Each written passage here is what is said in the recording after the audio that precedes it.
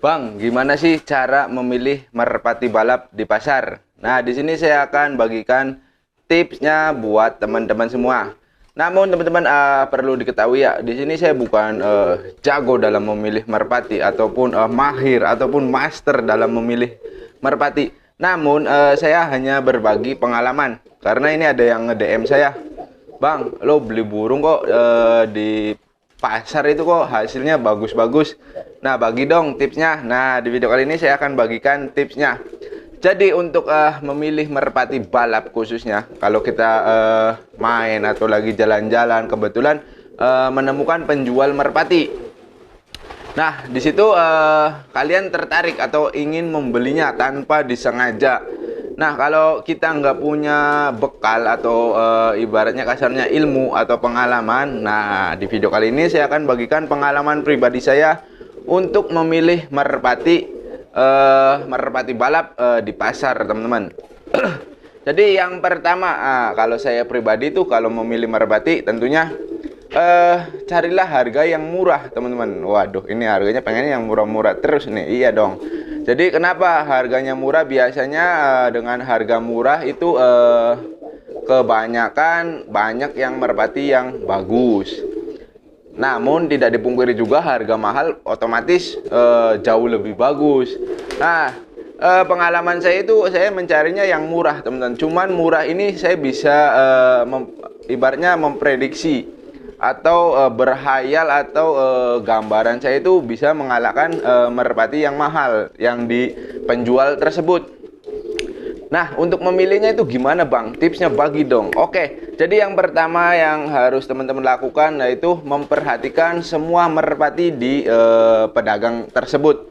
Jadi kan biasanya para pedagang ini menyandingkan atau menyiapkan merpati-merpatinya di depan atau di kios-kiosnya. Nah, teman-teman perhatikan. Nah, kalau ini saya bagikan hanya untuk merpati yang satuan, teman-teman. Kalau untuk merpati yang giring itu sudah pernah saya buat videonya. Teman-teman tinggal cek saja cara memilih merpati yang giring atau cara membeli merpati giring di pasar. Nah, di video kali ini saya kan pengalaman saya ketika saya membeli Playboy. Nah, ketika saya membeli Playboy itu sebelum saya megang, sebelum saya menyentuh atau meraba semuanya, dari kejauhan pun sudah kelihatan, teman-teman. Jadi yang pertama, teman-teman wajib menyukai merpatinya terlebih dahulu. Jadi teman-teman ini punya standar nggak? Standar dalam menentukan burung yang bagus. Nah, kalau saya biasanya bukan standar ya, jadi standar kesukaan saya. Nah, saya itu lebih condong menyukai warna yang kelabu. Kenapa saya menyukai warna kelabu? Karena warna kelabu lah warna yang menurut saya itu lebih mewah, teman-teman. Terus juga warna kelabu itu memiliki daya karisma atau daya pandang itu berbeda dengan merpati yang lainnya. Nah, contoh halnya misalkan warna kelabu dipasangkan dengan warna lain, dia itu lebih kelihatan lebih mewah lah. Jadi saya itu lebih suka menyukai warna kelabu. Nah, jikalau udah ada standar seperti ini, seperti saya, teman-teman, semua warna lain.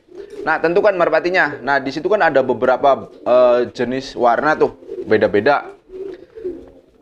Tapi target dulu. Nah, saya biasanya kalau dari jauh, udah kelihatan nih, wah itu ada warna kelabu. Nah, saya suka nih warna kelabu. Nah, terus kita deketi. Perhatikan juga merpatinya. Nah, biasanya merpati yang kita sukai, biasanya dia tahu, teman-teman. Biasanya.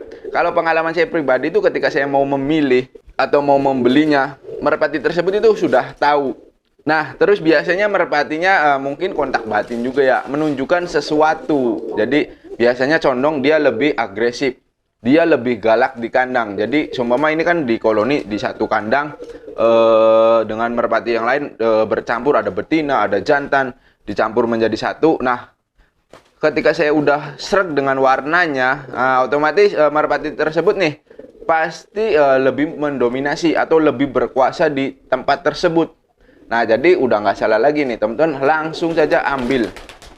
Teman-teman langsung saja ambil merpati itu, comot, nah pegang. Kenapa harus memilih yang paling galak, paling berani? Karena biasanya merpati dengan tipikal seperti ini, karakter seperti ini, biasanya mentalnya itu bagus, teman-teman.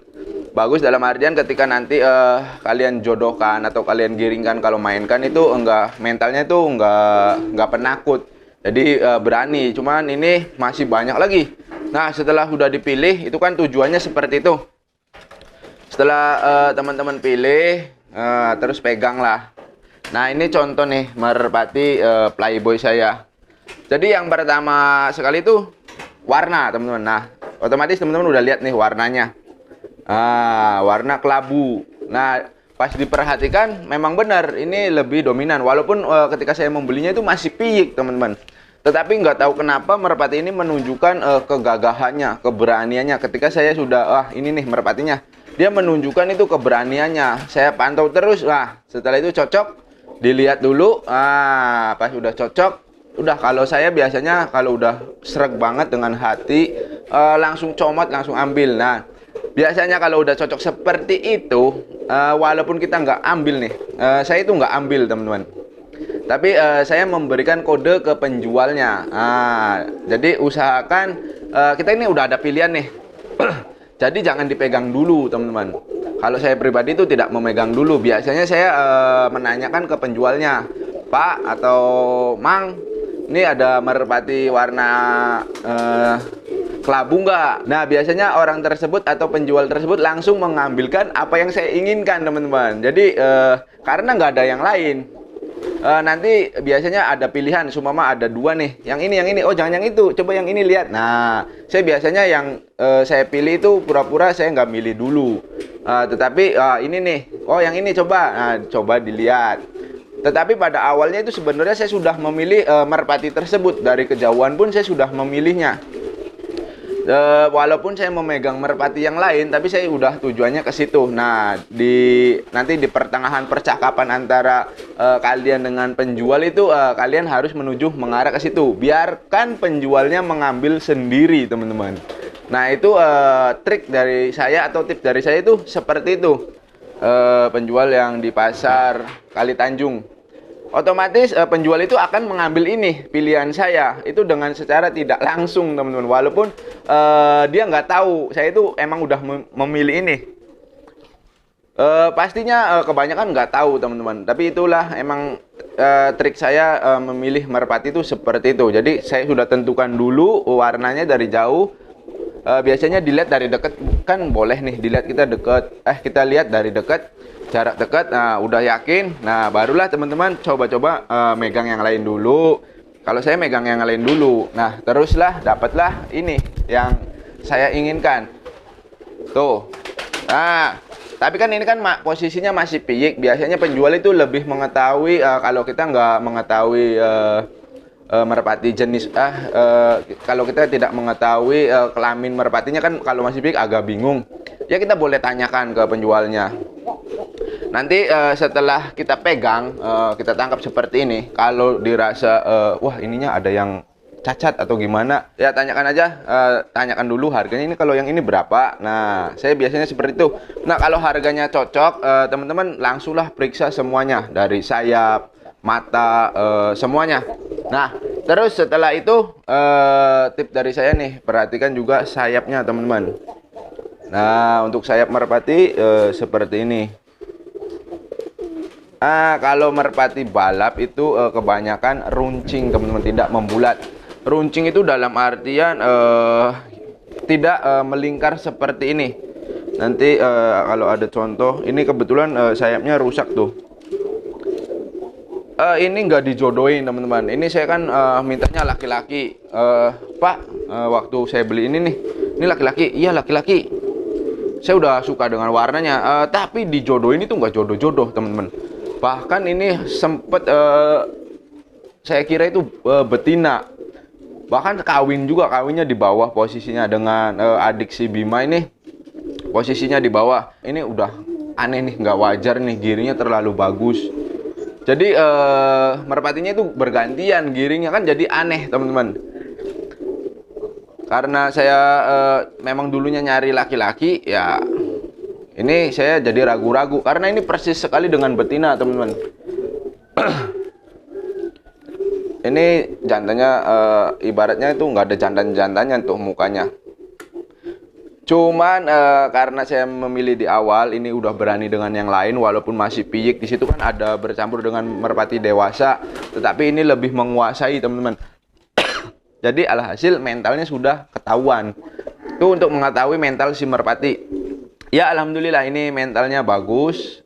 Bagus itu dalam artian ketika saya gandengkan dengan merpati lain dia nggak ngekor atau nggak di belakang. Kencengnya itu benar-benar kenceng sesuai dengan speknya dia.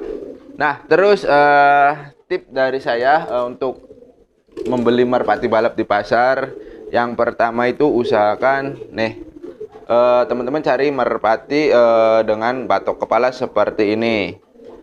Nah, matanya masuk ke dalam, bagian belakangnya itu keluar, teman-teman.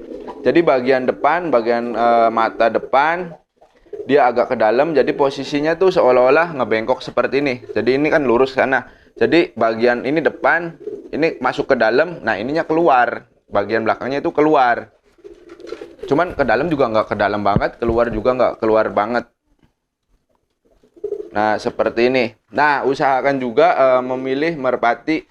Kalau jantan, usahakan kepalanya itu mirip betina, teman-teman. Nah, biasanya juga kita kebingungan untuk menentukan itu jantan atau betina. Nah, contoh halnya seperti ini. Nah, untuk lehernya itu usahakan lehernya itu jangan terlalu panjang, jangan juga terlalu pendek. Nah, kalau yang ini kan sesuai dengan bentuk tubuh, sesuai dengan postur tubuh nih. Panjang enggak, pendek enggak. Tuh. Nah, terus Bang, lehernya harus kuat. Nah, semua merpati kan susah Bang nentuin kuat atau tidaknya. Cirinya merpati leher kuat seperti ini, teman-teman perhatikan. Tuh. Nah, dia itu lehernya itu ketika saya pegang nih, dia nggak bengkok, teman-teman. Bengkok itu dalam artian mengecil seperti ini. Nah, kalau merpati seperti ini menandakan merpatinya itu bagian lehernya itu tidak kokoh atau tidak kuat. Nah, teman-teman kan bingung nih, banyak leher yang kuat itu seperti gimana sih? Nah, leher yang kuat dia itu tegak berdiri. Nah, ini ambil contoh nih, tuh. Jadi lehernya nggak, nih teman-teman, ini kan susah ya karena posisi giring. Jadi lehernya itu nggak semula kan panjang segini. Jadi dia nggak menurunkan leher tuh, nggak seperti ini. Kalau menurunkan seperti ini berarti itu menandakan tulang lehernya itu tidak kokoh atau tidak kuat. Nanti saya contohkan lagi nih beberapa merpati ya. Ini karena posisinya lagi giring teman-teman, jadi agak susah. Nah tuh. Dia nggak mengecilkan ininya, teman-teman. Cuman ini posisinya lagi giring ya. Saya ambil contoh. Oh, ini nih. Ini di awal juga saya udah curi. Nah, tuh. Nah, dia ini kan nggak terlalu giring nih. Nih. Tuh. Jadi bagian lehernya itu tidak mengecil seperti ini. Nah, ada kan merpati yang kalau bagian lehernya nggak kuat, dia biasanya mengecil seperti ini. Aslinya kan segini, tapi dia mengurangi. Nah, kalau ini nih, perhatikan. Perhatikan ketika ininya ke atas. Nah, nih. Dia kan kadang kayak gini tuh, teman-teman. Jadi mengecilkan atau menyembunyikan kepalanya. Nah, tuh. Ini menandakan kurang, teman-teman. Tapi ada kalanya dia karena ini posisinya giring juga sih. Nah, ini nih, tuh. Bentar. Tuh, dia mengecilkan lehernya. Ini menandakan untuk lehernya kurang nih, teman-teman. Nah, yang ini nih, kan ada perbedaan tuh. Ini juga sama dari pasar. Ini saya beli, saya tidak memilihnya, teman-teman. Melainkan saya mencari warna seperti ini. Kalau yang ini. Terus warnanya juga masuk, cocok. Nah, dikirain pun saya tuh pengennya betina, teman-teman. Ketika saya baru nyampe ke penjualnya ini, nggak tahu kenapa saya langsung melihatnya dan dia posisinya lagi bekur. Nah, teman-teman cek aja video yang waktu saya main ke pasar Kali Tanjung. Dia itu ngeblekur ini, teman-teman. Nah, ini untuk kepala, teman-teman. Ini bagian leher ya. Kalau menurut saya ini kurang, teman-teman. Kenapa kurang? Karena terlalu pendek. Ini terlalu pendek, teman-teman. Nah, terlalu pendek terus nggak kuat. Cuman karena saya kan membelinya ini bukan memilihnya, teman-teman. Melainkan saya mencari warna nih. Terus juga nggak kuat, untuk kekuatannya itu kurang. Jadi nanti ketika mendapatkan angin besar, dia biasanya nggak kuat teman-teman nih untuk merpati yang seperti ini. Nah, jadi untuk leher yang kokoh dan kuat itu ketika dipegang seperti ini, biasanya dia langsung tetap tegak lurus, ataupun tidak mengurangi panjangnya. Ini kan mengurangi nih, ini jelek, jangan dipilih kalau merpati seperti ini. Ini kenapa saya pilih ya, karena ini tujuannya tadi betina. Nah, teman-teman bisa lihat sendiri nih. Mukanya pun memang betina. Nah, ketika saya tanyakan ke penjualnya, katanya betina. Tetapi pada waktu itu ketika saya pegang sapit udangnya, ini terlalu rapat, teman-teman. Biasanya betinaan yang terlalu rapat seperti ini jarang sekali. Ini kayak jantan, teman-teman. Tapi oke, nggak apa-apa. Ini juga jadinya bagus, teman-teman. Ini lagi giring, tuh.